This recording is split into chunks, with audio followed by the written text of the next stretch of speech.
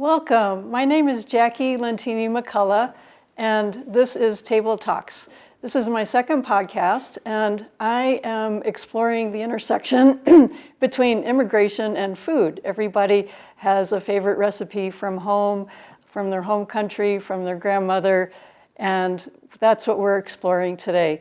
I have with me the esteemed chef Ingrid Fejeran from Zesty Thai, locally here in Colorado Springs.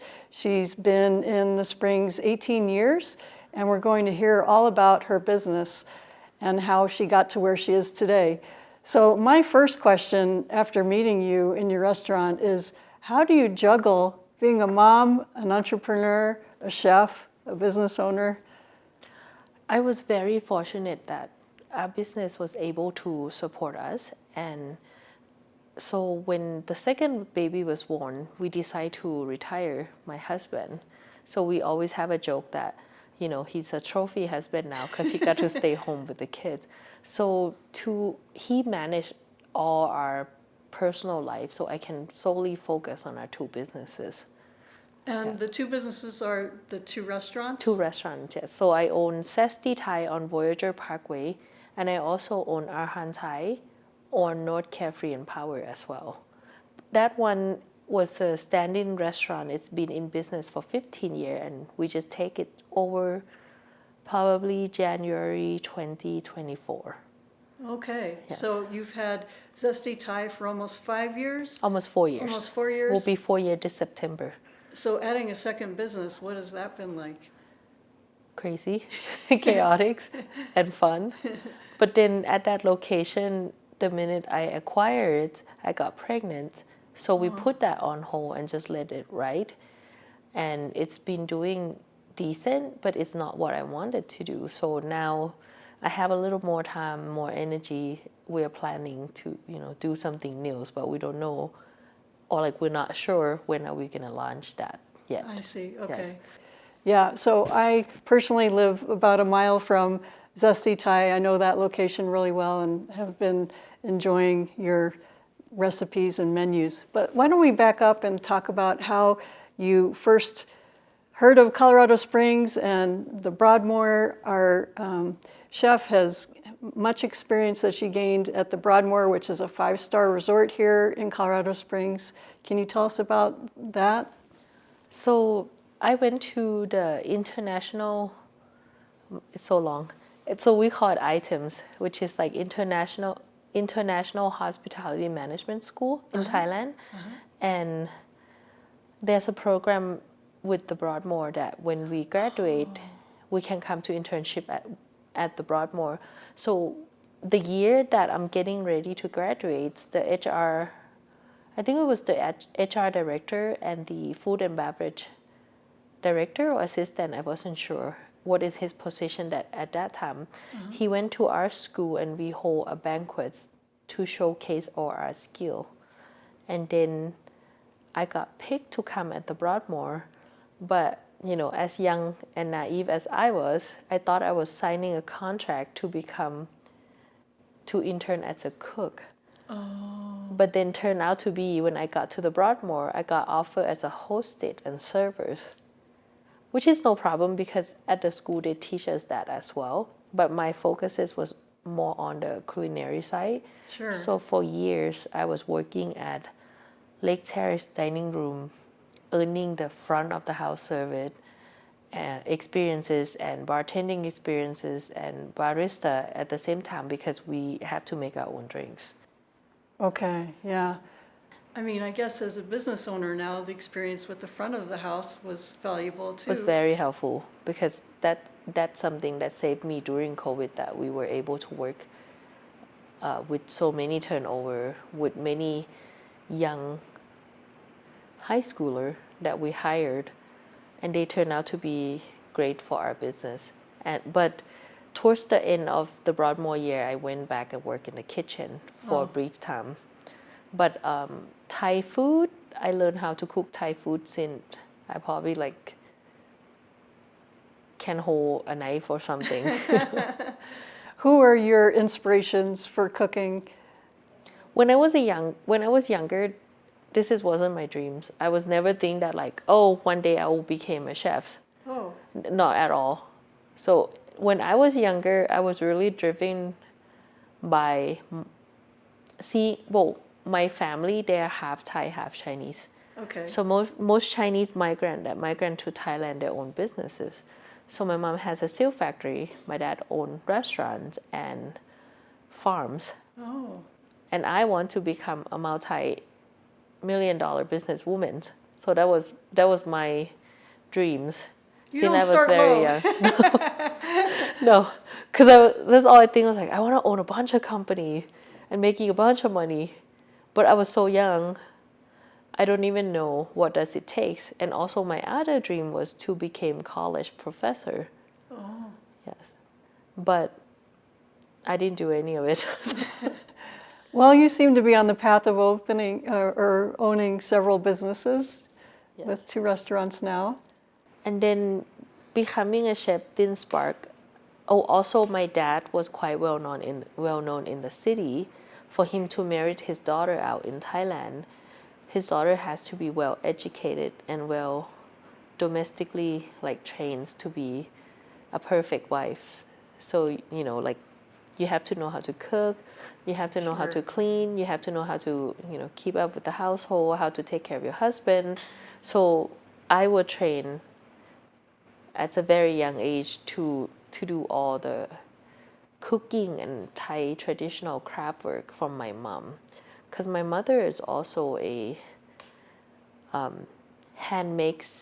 silk makers who also teach people in the royal palace how to make silk when she was younger. So have you met Thai royalty? Personally, no, because that was my mom's job before I even exist. And then when she married my dad, she moved back to our hometown. Okay. And you've mentioned having this influence to become a good wife, but how did your parents end up letting you come to the U.S.? That must have been a big decision for your family. My mom always told me that the way you are and who you are, you shouldn't marry or have kids, because I'm the person who, if I want to go, I'm going to go. If I don't want to do anything, I don't want to do anything. And all I do is working, and that's all I like to do is working. I have that habit of just working and just go do whatever I want since I was very young. So my mom said, that's not a good wife. She said, that's a good, and my mom always tell us, get good education, travel the world, and gain experiences. But my dad do not know about that. So when I picked the internship in the U.S., my dad had no idea. Oh, okay. So then in my father's head, he was thinking I'm going to internship at his friend hotels in Laos. Oh, much closer to home. Much closer to homes. But then next thing he knows, he signed a paper and then he's like, you going to the U.S.? I'm like, yeah.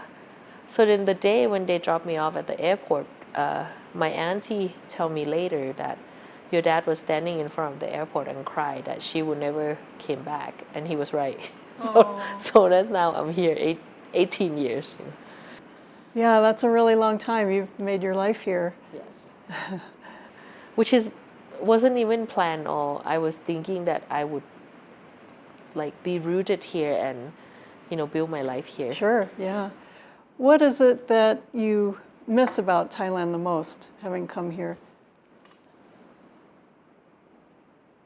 Just family. Yeah. Yeah. Because I had everything here. Maybe sometime. So in the US, we are mostly we're just working. But in Thailand, after, the only thing I miss is that when I went to college in Thailand, after we get off from school, we go hang out and then we eat food, in different places. Mm-hmm. But in the US, we all kind of just work and then just go home. Yeah. So tell us more about the food that you serve in your restaurants. Is it from a specific area in Thailand? Is it food that you personally really like in terms of recipes? Are you trying to present a broad palette for diners?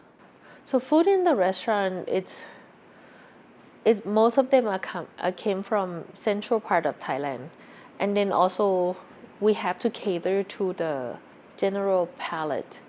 So we have some items that everybody will order, which is like pad thai, Pad Thai. Penang curry, massaman curry, pasiu, So those are something that everybody know about it here. Yeah. Tom yum soup, it's very Right. popular in the U.S. Yes. And then what I ate at home or what I learned traditionally, it will show up. Or my own fusion technique, it will be in the chef special menu or in my private dinner as Okay. well. Yeah.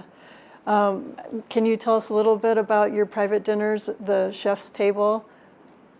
So we call it a chef table, but normally when you said chef table, people think, oh, you go sit in the kitchen and cook. Yeah. So I call it chef table, but it's really just testing menu concept that I came up with. But so the chef table is something to keep me not like burn out or bored.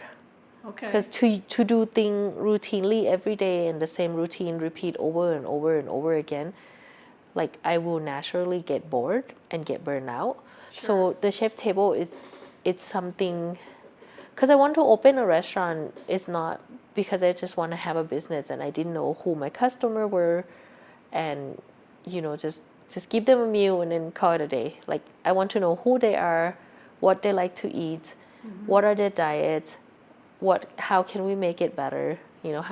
How do we keep this relationship for as long as I'm in the business?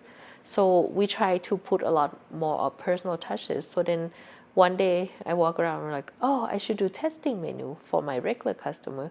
So our chef table, you actually has to be personally invited, and it's like private because we don't advertise, and then you can't just walk up to us and say, I want a chef table, because you have to be invited.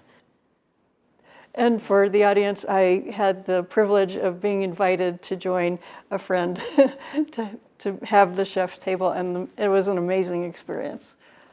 Yeah, really enjoyed the And food. that's something I very enjoy because I got to explore and use my knowledge and skill to the maximum, because it's not like I'm working under chefs and then chef said, okay, you can make this, but you cannot do this. You can buy this and use it, but you cannot do this. So that's what kept me going as well. It's all the private dinner. And because of that private dinner, I had a lot more good friends, in the foyer of the restaurant that keep supporting us and kept the restaurant going.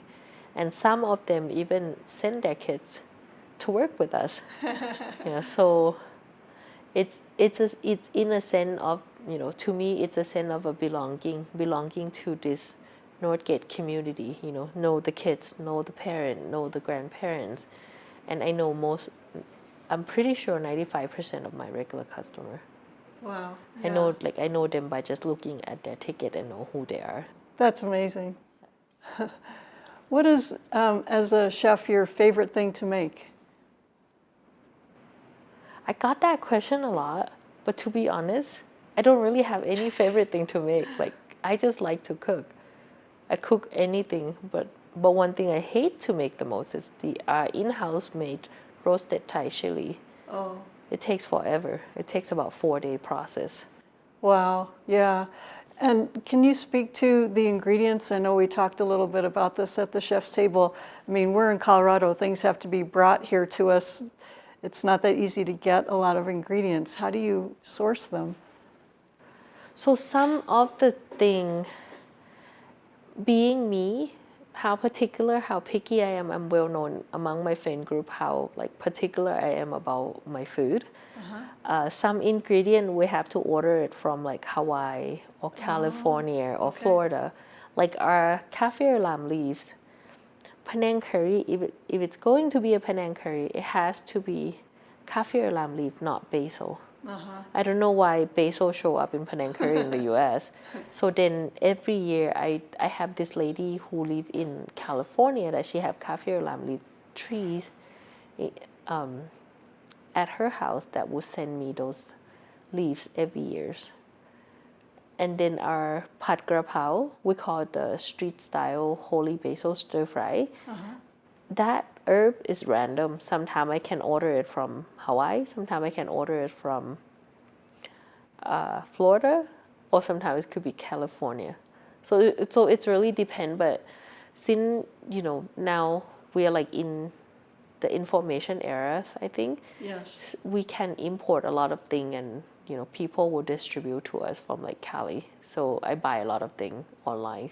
And is that something that you do yourself, or you delegate the purchasing of the ingredients you want to someone else? I'm such a control freak. I handle all of the ingredient purchase myself. So it seems like that could get time consuming. It gets time consuming, but I want to get what I want to get. So to do it right, it Yes. seems like I have to do it myself. So I do sort those special ingredients myself. Amazing. Let's see. Oh, I have another question for you. So how did you choose the name for your restaurant, Zesty Thai? So with Thai names, it's very hard to stick to the customer. Like with our restaurant, like with our second location named Arhan Thai, so many times I told our customer and they never remembered. So when I was picking the name for the restaurant, I just go through the thesaurus, right? No, the Thesaurus, yes. thesaurus to see the similar word of like spice. Okay. And then I ran across Zesty Thai, and it's short enough and it's edgy enough that if you said Zesty Thai, people would remember it. Just like my name. So my Thai name is Cholada. If I told people my name is Cholada, they won't remember. But I said, oh, my name is Ingrid, I own Zesty Thai. People know, oh, there's a German Ingrid that owns Zesty Thai restaurant. Right. So then it sticks to people more than the traditional Thai name. And plus so when I did the survey, we're in like predominant like Caucasian neighborhood. Yes. So I did not want to complicate things. And plus I didn't plan to use like all Thai people because we live in Colorado and it's very hard to find like all Thai people. And I plan to use, local employee, like local high school students. So I just try to make things as simple as possible. Okay, yeah, that makes sense. And the other restaurant, is that a name, Arhan, does that mean something in Thai? It literally means Thai food. Yeah. But it's hard for people to remember the names. It takes them a while. Yeah, I think I'd have to have it spelled, see it spelled. Even if I spelled it out for you, you won't remember all the alphabet because it's pretty hard. Like it's like ARHARN and then THAI. Oh boy. Yeah, so it's quite long. And you mentioned that there's not much of a Thai community in Northgate, but what about in Colorado in general? We got a good amount. So when I first moved to Colorado Springs, there's only 3 Thai restaurants. Oh. And now I think it's up about 30 Thai restaurants in Colorado 30? Springs. Really? I think Wow. I cannot count it in 2 hands, So I think it's almost 30 Thai restaurants. It's like 8 or 10 on Academy alone. Yeah, wow. You mentioned you speak to a general palate. Do you have to dumb down some flavors for us Americans? No. So the food that you have in my restaurant, that's how I eat it. So that's why I refuse. When people come in and ask, do you have sambal? I'm like, sorry, that's Indonesian, Malaysians. We don't use sambal in Thai food. Okay. And then there's chili crisp or chili oils like that. We only use that with dim sum. Oh. We don't really use it on our food. Like you're not going to put chili oil in curry. And sriracha sauce. We do not use sriracha sauce in our food. Sriracha sauce in Thailand, it's only be eating with a few items like oyster omelette or like Thai style omelette. Oh. We not just randomly put it on our food. And then curry, the ingredient that used to make our curry, we use coconut milk and palm sugar, and we use 80% coconut milk, 20% water. So, I try to keep it as authentic and original as possible. So that's why we eliminate those condiments in the restaurant. That's really helpful. As an eater, you want to be following the traditions of the restaurant and the ethnicity you're eating from too. Yeah, we keep it very authentic. The only thing we kind of cater is the pad thai noodles. Okay. Because pad thai noodle in Thailand is not that red. But if you don't make it red, then American people say that's not pad thai. So we have two versions of pad thai. So we have the pad thai that what American people know, and then we also had the zesty noodle, which is more of like street pad thai, not like. So the pad thai, it's from the central regions, and then the zesty noodle, it's when the recipe got. How do you say it? When the recipe got translated to other region of Thailand, and it's a bit more savory. Okay. And can you speak about the food truck culture, the food stall culture in Thailand? Yes. It's everywhere. And that's all we know. So that's how our family business started. Is grandma owned a food stall. But first when grandma and grandpa start their life, they don't really have anything because they come from a quite poor family. And they have to build everything. So grandma used to have like a bamboo stick about like this long. And then at the end, we have two like bamboo woven basket that carry this curry sauce and vermicelli noodles. And then she will walk around the village everywhere to sell it. Wow, that sounds really difficult and balance and serve. So that's like way back in the day, probably 60, 70 years ago. Sure. Then after that, they evolved and they have a food store at home. So they sell noodle soup because they were part Chinese.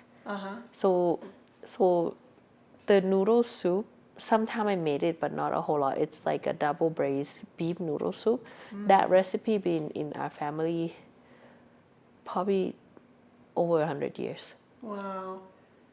Because that's coming from the great-grandparents and then come to our grandparents and then come to our parents, yes. But it got, adapt and twisted as the time go along. So it's more like Thai Chinese food. Okay, yeah, so that's so interesting. Your family is ethnic Chinese. So my father's side is Chinese and my Okay. mom's side it's northeastern Thai. Okay. So I got quite interesting palate because I can eat something very, very spicy or I can eat something very, very plain like my Chinese ancestor. That's quite a mixture of two cultures. Yes. And how is that playing out in the food in Thailand today? Is it basically what we see in your restaurant too? Yes. So sometime we got an online comment that said, oh, this is Chinese food. You are correct. Because anything that had noodle and soy sauce, it got brought into Thailand by my Chinese ancestor. And then, it get evolved and translated in Thai people's way. So then it's practically a Thai Chinese food.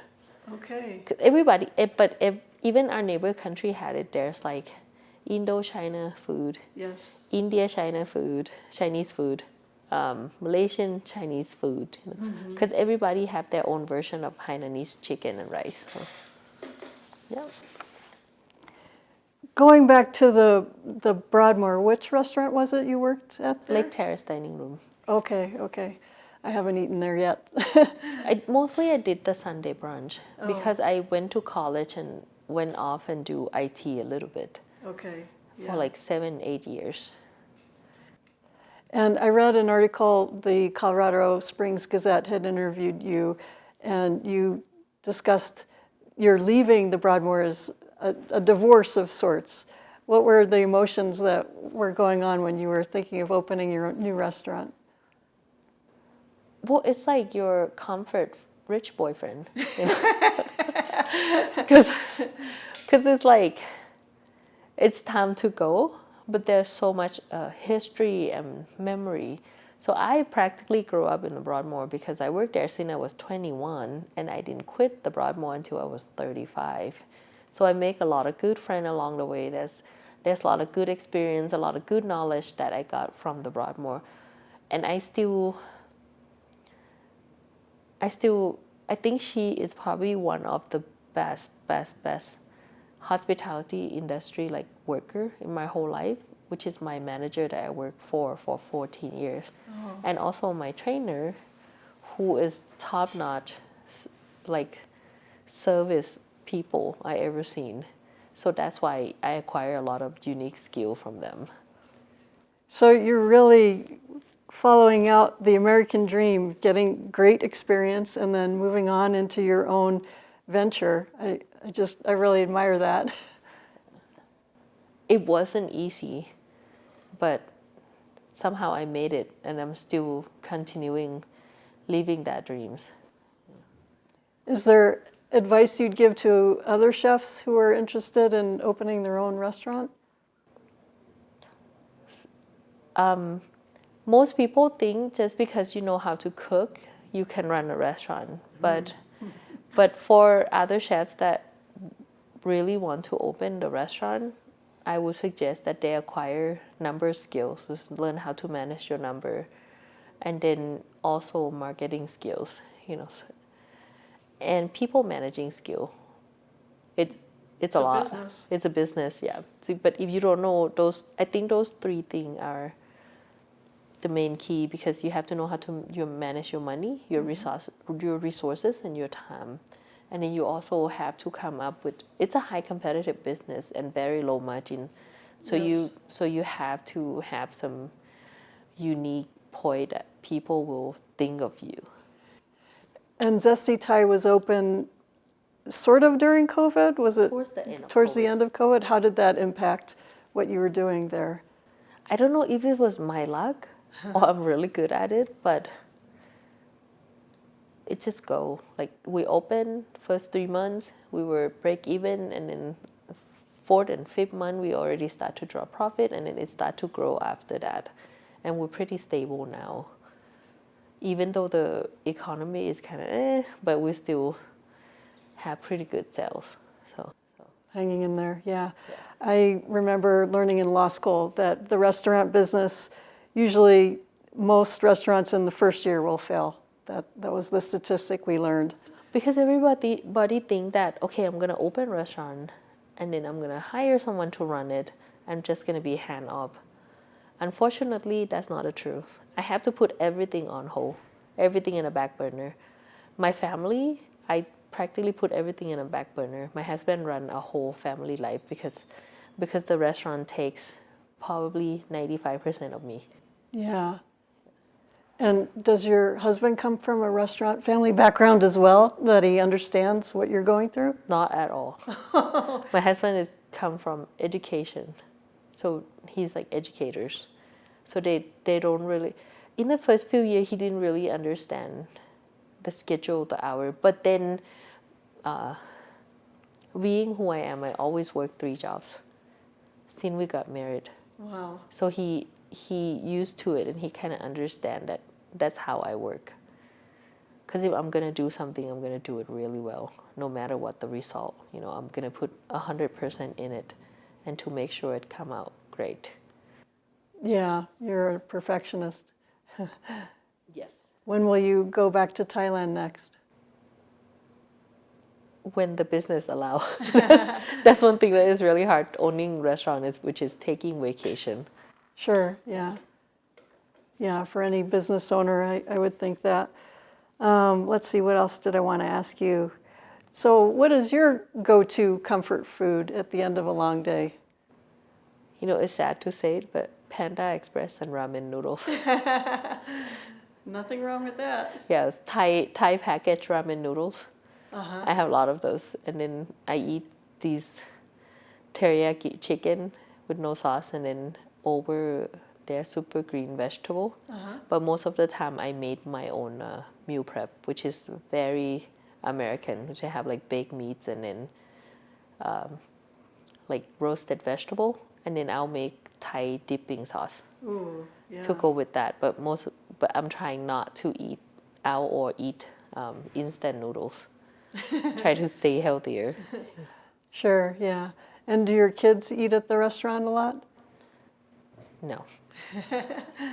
Yeah, my daughter, she's a bit picky. Oh. But my son, he's only 1 year old, but he seemed to be adventurous.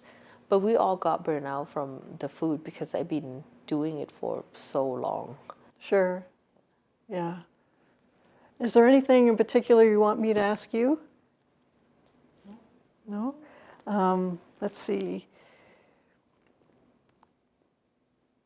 You've talked about the chef's table giving you an inspiration to try out new things. What would be an example of that? So I would make a twist on a traditional Thai food. Like we make, what is the? It's like we make coconut crusted fish with apple salad instead of mango salad. You know, we make some dish that grandma used to make back in the day, but you know, my own flavor and my own twist. And then sometimes I make stuff that my mom made for me since I was like very little. And then we just also like on the chef table, all the curry and everything get cooked in like a home process. It takes a long time to make those food. And then sometimes I might give you Korean food or something I learned new online that I ran across, and I'm like, oh, I make it like chicken lollipops. So I have chicken lollipop at this very famous Asian restaurant in Las Vegas. And I came back and I'm like, oh, I can make chicken lollipop with my own sauce. And so I make chicken lollipops. And then we make zesty chicken wings. And then we make crying tiger. But crying tiger in Thailand, they call it crying tiger is because it's so tough that you couldn't chew it because it's the brisket. So then instead of using brisket, I use ribeyes or I use New York strips or fillets.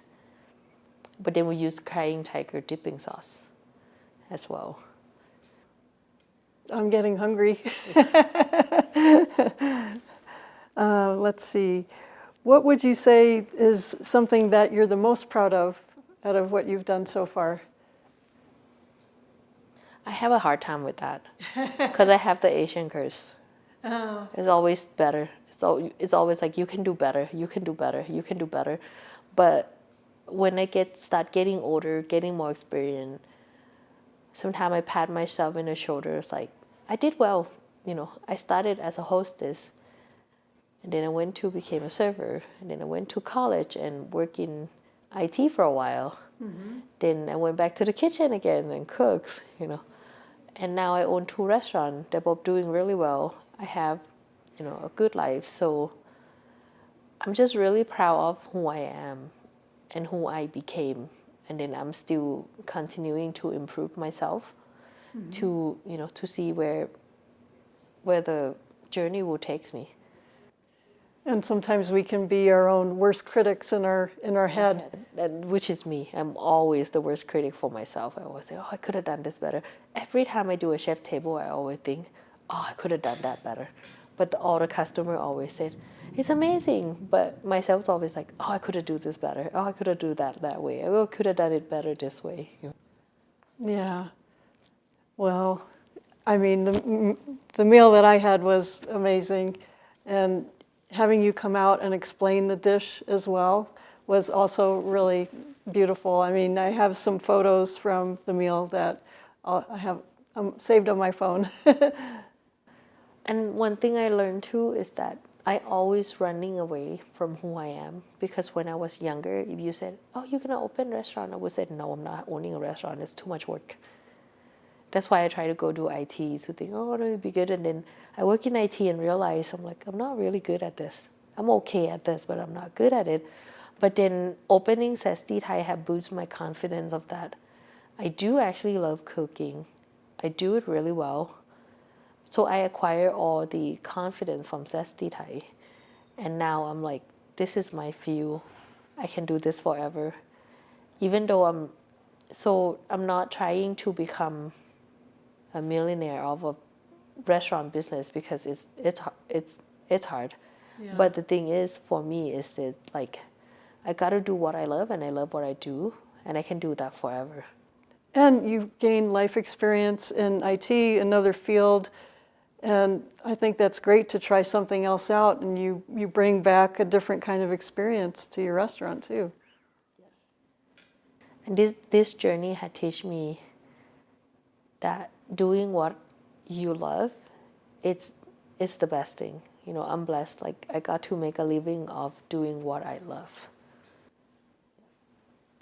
Sometimes that can sound trite if you say you're following your passion, but if you really are, you're speaking from the heart.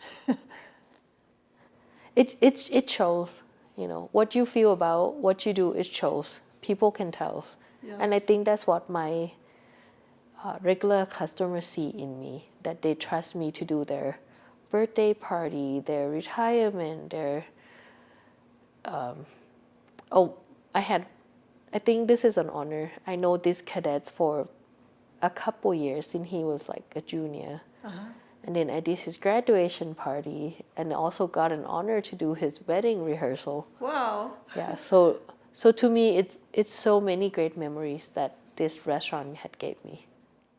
And that speaks to being vested in the community if people are coming back at different stages of their life to celebrate with you. Yes. And I saw some kids sitting in a high chair eating my food.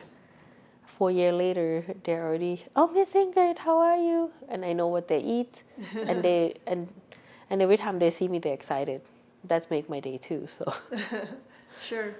I wanted to ask, you mentioned the school you went to in Bangkok International Hotel and Tourism Industry Management School. That's a mouthful.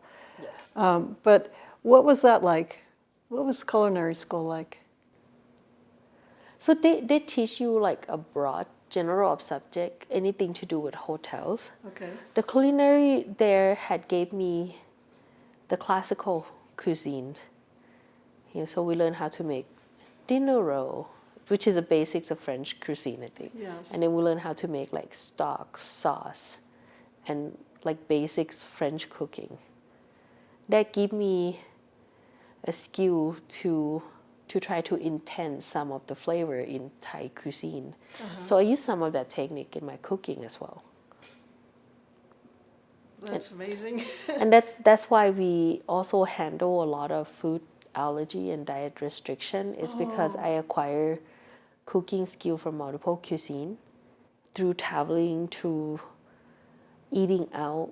You know, I try most of every new restaurant that open is because that's my field. I want to know how other people do it as well, not just me. So that's why we do gluten-free, we do soy-free, we do No MSG. no MSG. We use all the natural ingredient, and we make most of our own sauce. That's very helpful. I mean, so many people these days have allergies. And speaking for myself, when I first moved here, I did have some food allergies, and I knew when I went to your restaurant, there's a certain portion of the menu I could go to, and I was safe. Yes. And we take that serious. When you said it's an allergy, we say it's an allergy. It's not just like, oh, they probably just don't like it. You know, we make sure that we take it serious. So. Yeah, that's appreciated. Let me just see if I have any other questions that I didn't get to. I don't have anything else I wanted to ask. Is there any last thoughts you have for us before we sign off? So I really, really want to thank all my long-term loyal customer who has supported me throughout these 4 years. There's so many of them that I know their kids, I know their family. They come by when their parents are in town. They always say hi. They always check up on me. Without them, Zesty Thai would not be Zesty Thai today. And, you know, thanks to them with all the success that we achieve. And, you know, I hope to continue this relationship for a very long time. So, Wonderful. Thank you for coming, Ingrid. thank you, Jackie. Yeah, thank you.